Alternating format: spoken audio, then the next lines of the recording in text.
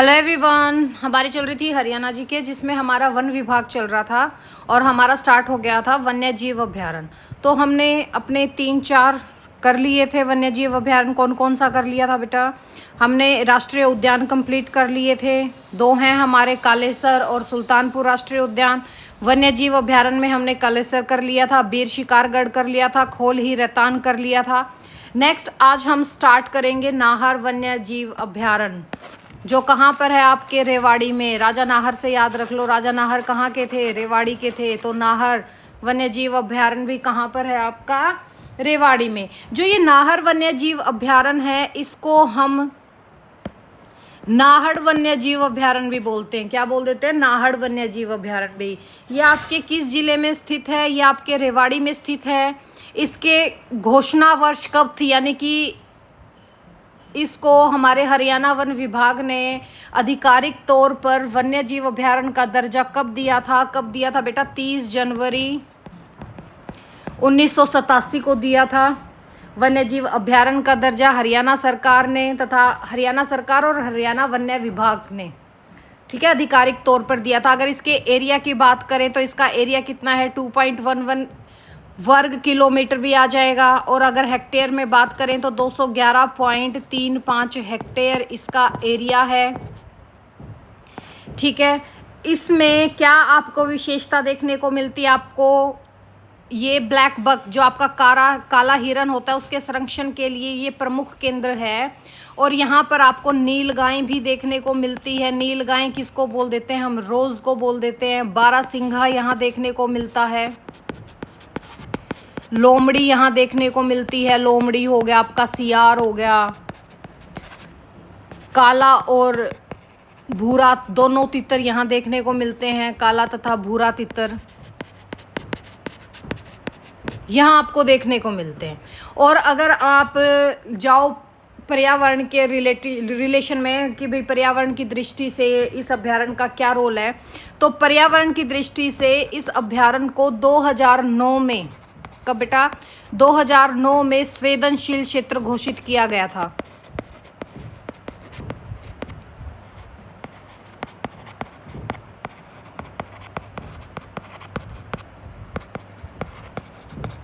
ठीक है, कब हुआ ये संवेदनशील क्षेत्र घोषित? 2009 में। और जो आपके दुजाना गांव है वहाँ पर आपका रेवाड़ी में, वहाँ के एक नवाब होते थे। कौन नवाब होते थे? मोहम्मद इकदार खां। मोहम्मद इकदार खां यहाँ पर क्या होते थे? ये थे दुजाना के नवाब। कौन थे ये? दुजाना के नवाब थे ये, ठीक है। इनका जो ये नाहड़ वाला आपका जितना भी एरिया है, ये इनका चारागाह होता था, ठीक है। क्वेश्चन आ जाए जहाँ पर आज के दिन नाहर वन्य जीव अभ्यारण्य है, ये किस नवाब का था? हम क्या कह देंगे? दुजाना के नवाब मोहम्मद इकदार खां का ये चारागाह होता था। फिर देखिए नेक्स्ट आ गया आपका कौन सा बेटा? अबूब शहर। अबूब शहर आपका आज के दिन हम ये कह देंगे कि अबूब शहर आज के दिन आपका वन्य जीव अभ्यारण्य ना होकर ये क्या है? ये आज के दिन आपका सामुदायिक आरक्षित क्षेत्र है। क्या है ये? सामुदायिक आरक्षित क्षेत्र है,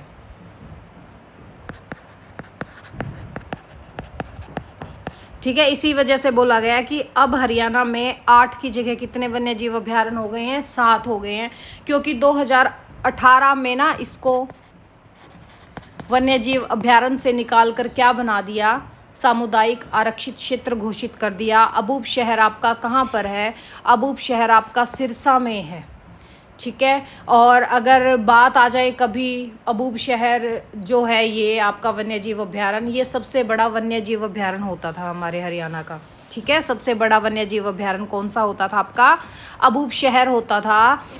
इसको वन्य जीव अभ्यारण्य का दर्जा कब दिया गया? इसको वन्य जीव अभ्यारण्य का दर्जा मिला बेटा 27 नवंबर 1987 को मिला था। जो इसका क्षेत्रफल है वो आपका 115.30 वर्ग किलोमीटर है। अगर आप हेक्टेयर की बात करें तो हम कह देंगे 115 30.56 हेक्टेयर। या लगभग कह देंगे हम 28,492 एकड़ भूमि पर ये फैला हुआ है। ठीक है, यहाँ की विशेषता क्या है? यह हरियाणा का सबसे बड़ा अभयारण्य है। यहाँ पर आपको क्या क्या देखने को मिलता है? हमें यहाँ पे काले हिरन, नीलगाय, सियार, और किसके लिए फेमस है? ये फेमस है आपका काला हिरन और मोर, इसके लिए ये बहुत फेमस है। ठीक है, नेक्स्ट कौन सा है हमारा? छिलछिला पक्षी अभयारण्य या वन्य जीव अभयारण्य। कौन सा बेटा? छिलछिला। छिलछिला कहाँ पर है आपका? कुरुक्षेत्र में है। कहाँ पर है छिलछिला?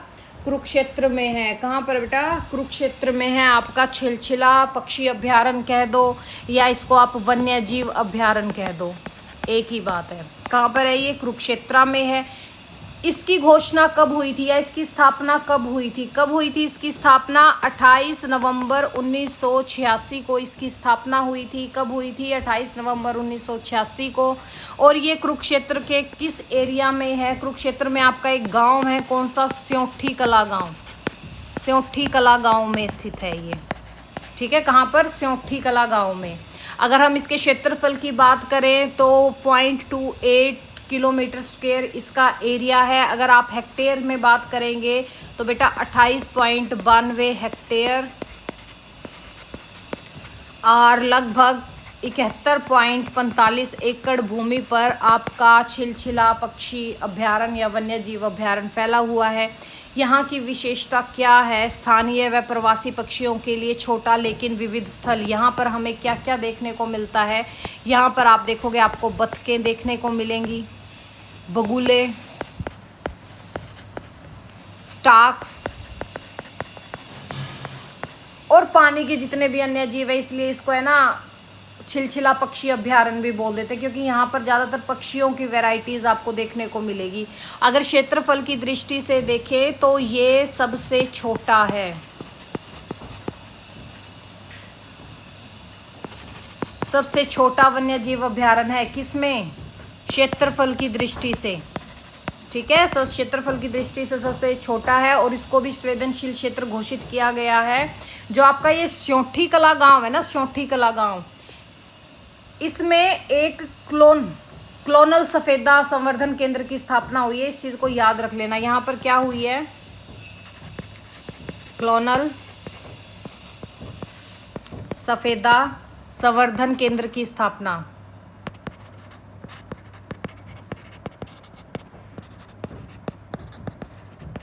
ठीक है, इस पॉइंट को याद रखना। और 2009 में इसको क्या दिया गया है? वन्य जीव अभयारण्य का दर्जा।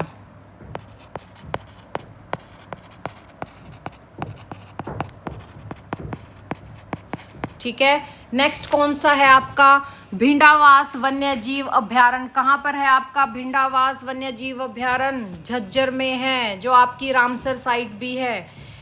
कहाँ पर है ये? झज्जर में स्थित है, हमारे झज्जर जिले में है। इसकी स्थापना कब हुई थी? कई बुक्स में आपको मिलेगा 1985, कई बुक में मिलेगा 86। तो हम इसको 1985 और 86 दोनों लेके चलना, क्योंकि किसी एग्ज़ाम में कुछ दे रखा है, किसी में कुछ दे रखा है। तो 5 जुलाई 1986 ज़्यादातर माना जाता है, पर 85 भी इसका बोला जाता है। और फिर अगर हम इसमें ये देखें कि इसको पक्षी अभयारण्य का दर्जा कब मिला? पक्षी अभयारण्य का दर्जा, इसको पक्षी अभयारण्य का दर्जा दिया गया था बेटा 3 जून 2009 को। कब दिया गया था? 3 जून 2009 को इसको पक्षी अभयारण्य का दर्जा दिया गया। अगर हम इसके एरिया की बात करें तो 4.11 वर्ग किलोमीटर, अगर हेक्टेयर में बात करें तो 411.55 हेक्टेयर है। अगर एकड़ की बात करें तो 1016 एकड़ में ये फैला हुआ है। ठीक है, अगर हम इसकी विशेषता पे आए तो यहाँ पर 250 प्लस पक्षी प्रजातियाँ हैं। और रामसर साइट में इसको कब घोषित किया गया है? रामसर साइट, रामसर लिख रखा है, रामसर साइट कब बना था ये? 5 मई 2021 में इसको रामसर साइट में शामिल किया गया है। ठीक है, इसको हम क्या बोलते हैं? ये अपनी सुंदर झील के लिए प्रसिद्ध है। ठीक है, सुंदर झील के लिए ये आपके अभयारण्य प्रसिद्ध है। और सबसे बड़ी हरियाणा की आर्द्र भूमि है।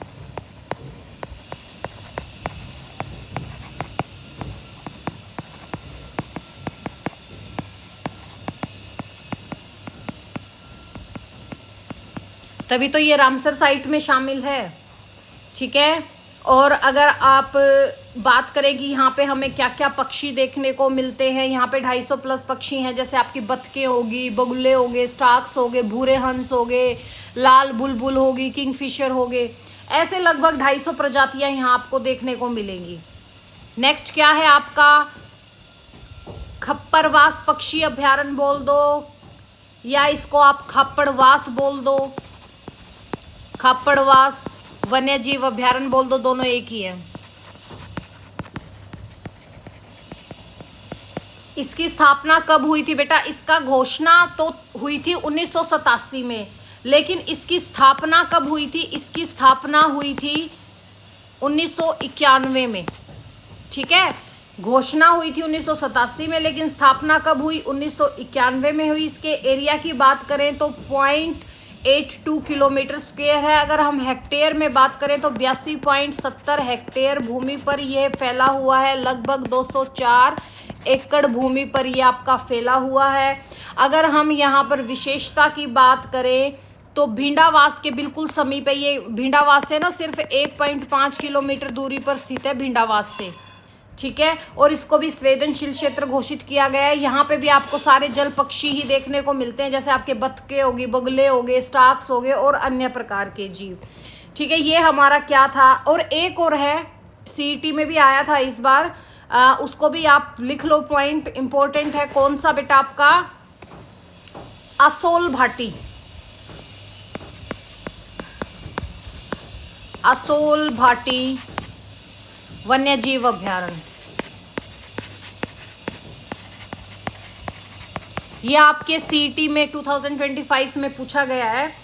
इसका एरिया कितना है, असोल भाटी का एरिया, क्षेत्रफल कितना है इसका अगर आप क्षेत्रफल की बात करें तो 2782 हेक्टेयर भूमि पर ये फैला हुआ है। ठीक है, ये ना राजस्थान में जो आपका सरसिका राष्ट्रीय उद्यान है, नेशनल पार्क है सरसिका, वहां से ये स्टार्ट होता है। कहाँ से स्टार्ट होता है, इसकी स्टार्टिंग कहाँ से है, राजस्थान के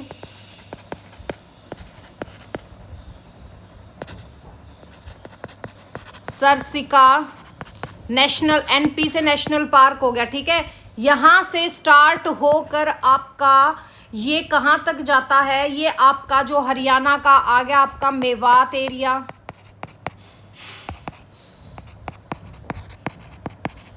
फरीदाबाद, गुरुग्राम, इन जिलों में ये फैला हुआ है। अगर पर्यावरण और वन मंत्रालय की बात करें तो उन्होंने गुरुग्राम और फरीदाबाद से जो ये आपका असोला भाटी वन्य जीव अभ्यारण्य है, इसके जो आसपास का एरिया है लगभग 1 किलोमीटर का, ये मान लो आपका असोला है, इसका लगभग जो ये 1 किलोमीटर का एरिया है इसको संवेदनशील घोषित कर दिया है। ठीक है, संवेदनशील इसको घोषित कर दिया है, यानी कि इको सेंसिटिव जोन इसको घोषित कर दिया है। और यहाँ पे भी आपको 200 से ज़्यादा प्रजातियाँ देखने को मिलती हैं। ठीक है, इसको भी याद रख लेना। नेक्स्ट क्या है, हमारे संरक्षण रिजर्व यानी कि कंजर्वेशन रिजर्व कौन कौन से हैं हमारे, 2 हैं। कौन कौन से, एक तो सरस्वती वन्य जीव अभ्यारण्य और दूसरा है आपका बीरबारा संरक्षित वन्य जीव अभ्यारण्य। जो ये आपका सरस्वती वन्य जीव अभ्यारण्य संरक्षण क्षेत्र है, ये कैथल और कुरुक्षेत्र में फैला हुआ है। कहाँ पर फैला हुआ है बेटा, ये कैथल और कुरुक्षेत्र में फैला हुआ है। और लगभग इसका एरिया कितना है, 44.52 वर्ग किलोमीटर। अगर हेक्टेयर की बात करें तो 4452.82 हेक्टेयर के आसपास है, लगभग अप्रोक्स इतना है इस एरिया में फैला हुआ है। और अगर अभ्यारण्य राज्य का इसको हम क्या कह सकते हैं कि ये तीसरा बड़ा अभ्यारण्य है, हरियाणा का तीसरा बड़ा अभ्यारण्य। इस चीज़ को याद रखना, ये तीसरा बड़ा अभ्यारण्य है और इसको मान्यता मिली थी 2007 में। ठीक है, यहीं पर आपका एक जंगल मिलता है। कौन सा जंगल मिलता है यहाँ पर, आपका जो आपका सोनसर जंगल था ना, सोनसर जंगल, सोनसर जंगल। सोनसर जंगल को हम एक अन्य नाम से किस नाम से जानते हैं, सियोंसर से। ठीक है, के नाम से भी इसको जाना जाता है, सोनसर जंगल के नाम से सरस्वती वन्य जीव अभ्यारण्य को जाना जाता है। और दूसरा आपके जुलाई 2002 में 2022 में 2002 में नहीं 2022 में यहाँ पर आपका 73वां क्या बनाया गया था, राज्य स्तरीय वन महोत्सव।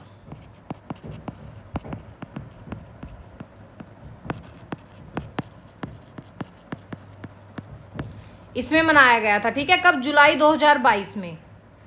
और यहाँ पर आपको क्या देखने को मिलता है, यहाँ पर आपको हिरन देखने को मिलते हैं। क्या देखने को मिलते हैं बेटा, हिरन देखने को मिलते हैं। फिर नेक्स्ट क्या है भाई, आपका वीरबारा वन संरक्षण क्षेत्र, ये आपके जींद एरिया में स्थित है। इसका एरिया कितना है, 4.19 वर्ग किलोमीटर, या हम इसको कह देंगे 419.26 हेक्टेयर भूमि पर ये फैला हुआ है। इसकी घोषणा कब हुई थी, 2007 में इसको मान्यता दी गई थी, ठीक है। स्थानीय वनस्पति और जीव जंतु का संरक्षण है। यहाँ पर आपको बहुत ज़्यादा बंदर देखने को मिलते हैं, ठीक है। ये था हमारा भाई संरक्षण रिजर्व, कंजर्वेशन रिजर्व जिसको हम बोल देते हैं। अब थोड़े से हम इसके कर लेते हैं मिसलेनियस पॉइंट्स, ठीक है। मिसलेनियस पॉइंट अब हम इसके करते हैं, क्योंकि मिसलेनियस करने बहुत ज़रूरी है।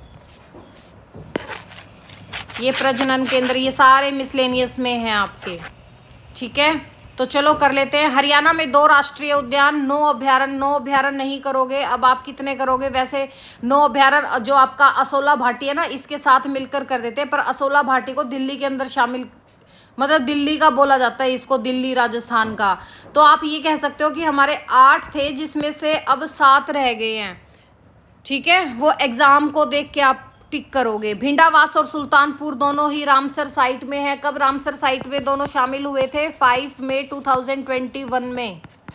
अबूब शहर हरियाणा का सबसे बड़ा वन्यजीव अभ्यारण्य है। छिलछिला सबसे छोटा अभ्यारण्य है। कालेसर हरियाणा का एकमात्र वन्य क्षेत्र है जहां पर हाथी दिखाई देते हैं।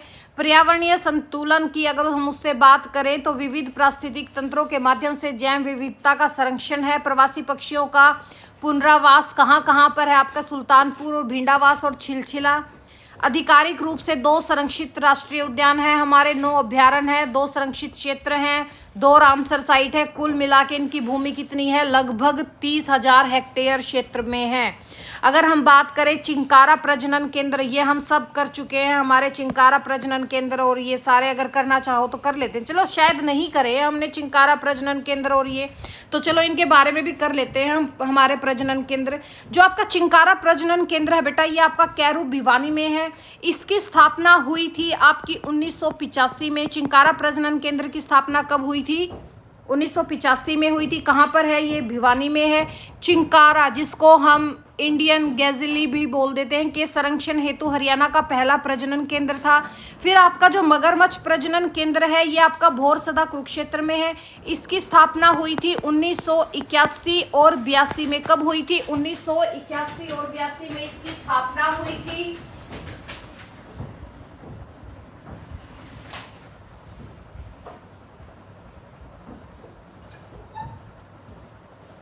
कब हुई थी बेटा इसकी स्थापना, 1981 और 82 में इसकी स्थापना हुई थी। और ये हरियाणा का एकमात्र मगरमच्छ प्रजनन केंद्र है। क्या है, एकमात्र मगरमच्छ प्रजनन केंद्र है आपका, कौन सा, भोरसौदा कुरुक्षेत्र में। नेक्स्ट क्या है आपका, तितर प्रजनन केंद्र। क्या है, तितर प्रजनन केंद्र। जो ये तितर प्रजनन केंद्र है आपका, ये कहाँ पर है, मोरनी पंचकुला में है तितर प्रजनन केंद्र, ठीक है। इसको हम एक नाम पीसेंट भी बोल देते हैं, हम इसको पीसेंट प्रजनन केंद्र, ठीक है। ये कहाँ पर है आपके, मोरनी पंचकुला में है। इसकी स्थापना कब हुई थी, इसकी स्थापना हुई थी 1992-93 में। और तितर की विलुप्त होती प्रजातियां कौन सी, जैसे रेड जंगल फाउल हो गया आपका, कालीज हो गया, चीयर का संरक्षण केंद्र यहाँ पर स्थित है। कहाँ पर, आपके तितर प्रजनन केंद्र मोरनी पंचकुला में। जो आपकी तितर की प्रजातियां विलुप्त होती जा रही है, कौन कौन सी बेटा, रेड जंगल फाउल हो गया, कालीज हो गया और चीयर हो गया। इनका संरक्षण केंद्र यहाँ पर किया जाता है। नेक्स्ट कौन सा है आपका गिद्ध संरक्षण एवं प्रजनन केंद्र, ये भी आपके पिंजौर पंचकुला में स्थित है। इसकी स्थापना हुई थी आपकी 2001 में। यह एशिया का पहला व विश्व प्रसिद्ध गिद्ध संरक्षण केंद्र है, ठीक है, जटायु सेंटर। नेक्स्ट कौन सा है हमारा मोर एवं चिंकारा प्रजनन केंद्र। मोर एवं चिंकारा प्रजनन केंद्र से एक चीज याद रखना आप, चिंकारा प्रजनन केंद्र कहाँ था, चिंकारा अकेला चिंकारा कहाँ था आपका कैरू भिवानी में, जिसकी स्थापना 1985 में हुई थी। लेकिन ये क्या है, मोर एवं चिंकारा प्रजनन केंद्र जो आपके झाबुआ रेवाड़ी में है, ठीक है। मोर और चिंकारा दोनों कहाँ भाग गए, रेवाड़ी भाग गए, ठीक है, याद रख लेना। मोर कहाँ का था, झाबुआ का था, रेवाड़ी का था, उसके पीछे पीछे चिंकारा भी चला गया भिवानी से, ठीक है। इसकी स्थापना कब हुई थी, इसकी स्थापना हुई थी हमारी 2011 में। कब हुई थी इसकी स्थापना, 2011 में। ये 750 एकड़ में फैला हुआ है, मोर और चिंकारा का ये संयुक्त प्रजनन केंद्र है। नेक्स्ट आपका जो है हाथी पुनर्स्थान अनुसंधान केंद्र, ये आपका बनसंतोर कालेसर में है। कहाँ है, बनसंतोर यमुनानगर, ठीक है। मानव हाथी संघर्ष को कम करने हेतु इसको स्थापित किया गया है। ये थोड़ी सी मैंने इनकी डिटेल यहाँ पे कर रखी है, अगर करना चाहो तो आप कर सकते हो, अगर नेक्स्ट लेक्चर में चाहो तो नेक्स्ट लेक्चर में हम इसको लेके आ सकते हैं, ठीक है। तो नेक्स्ट में ही ले आएंगे, लंबी हो जाएगी, हम इसको काफ़ी डिटेल में करेंगे क्योंकि काफ़ी अच्छे से नोट्स बना रखे हैं मैंने इस चीज़ पे। तो चलो मिलते हैं अब हम नेक्स्ट लेक्चर में। Thank you, have a nice day.